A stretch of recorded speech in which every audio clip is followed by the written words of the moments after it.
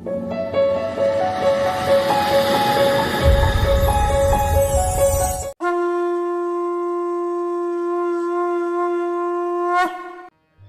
कृष्ण भगवान विष्णु के 8वें अवतार और हिंदू धर्म के ईश्वर माने जाते हैं। कन्हैया, श्याम, गोपाल, केशव, द्वारकेश, द्वारकाधीश, वासुदेव आदि नामों से भी उनको जाना जाता है। कृष्ण निष्काम कर्मयोगी, एक आदर्श दार्शनिक, स्थित प्रज्ञ एवं दैवी संपदाओं से सुसज्ज महान पुरुष थे। उनका जन्म द्वापर युग में हुआ था। उनको इस युग के सर्वश्रेष्ठ पुरुष, युग पुरुष या युगावतार का स्थान दिया गया है। भगवान विष्णु का 8वां प्रमुख अवतार है कृष्ण अवतार।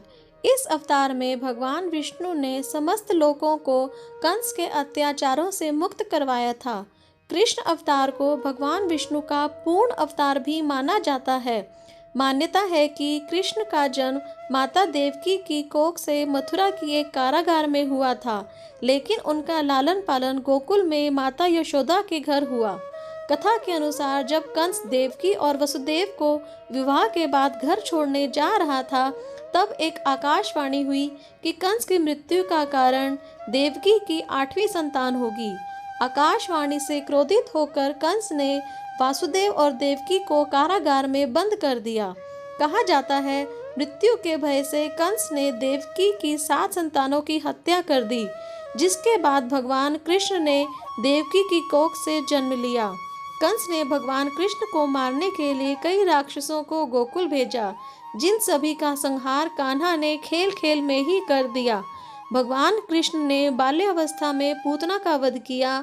कालिया नाग के अत्याचार से गोकुल को मुक्त करवाने के लिए भगवान कृष्ण ने कालिया नाग का मर्दन किया।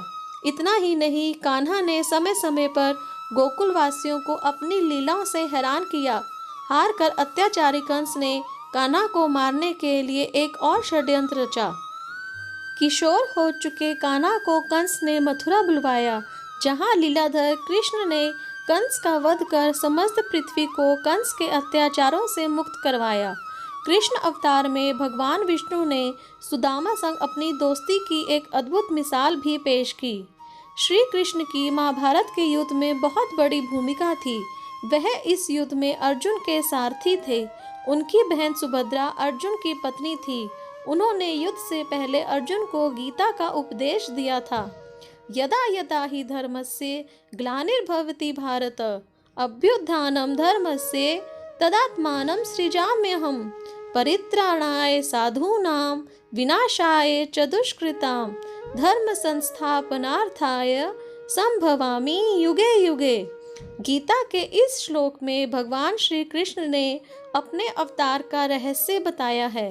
भगवान श्री कृष्ण ने अर्जुन से कहा कि हे भारत, संसार में जब जब धर्म की हानि होती है और अधर्म बढ़ जाता है, तब तब धर्म की पुनर्स्थापना के लिए मैं अवतार लेता हूँ।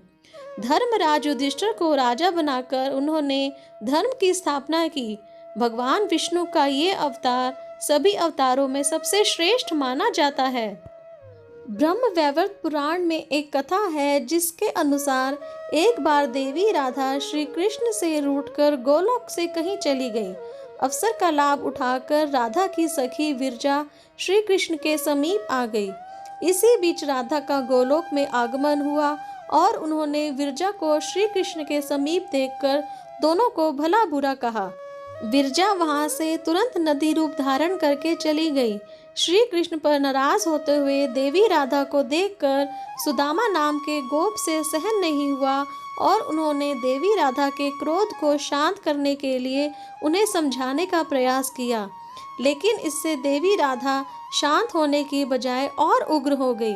देवी राधा ने सुदामा को शाप दे दिया कि वह असुर बनकर धरती पर चले जाएं। सुदामा भी क्रोध पर नियंत्रण नहीं रख पाए और देवी राधा को शाप दे दिया कि आप भी गोलोक से पृथ्वी पर चली जाएं और कुछ समय तक आपको भी श्री कृष्ण से विरह का दुख भोगना पड़े। श्री कृष्ण ने देवी राधा को समझाया कि चिंता ना करें, यह पूर्व निर्धारित है कि आपको पृथ्वी पर अवतार लेना है। आपके साथ मैं भी पृथ्वी पर अवतार ग्रहण करूंगा, जिससे सुदामा का शाप भी फैलेगा और हमारा साथ भी बना रहेगा। बोलो विष्णु भगवान की जय। ओम नमो नारायण।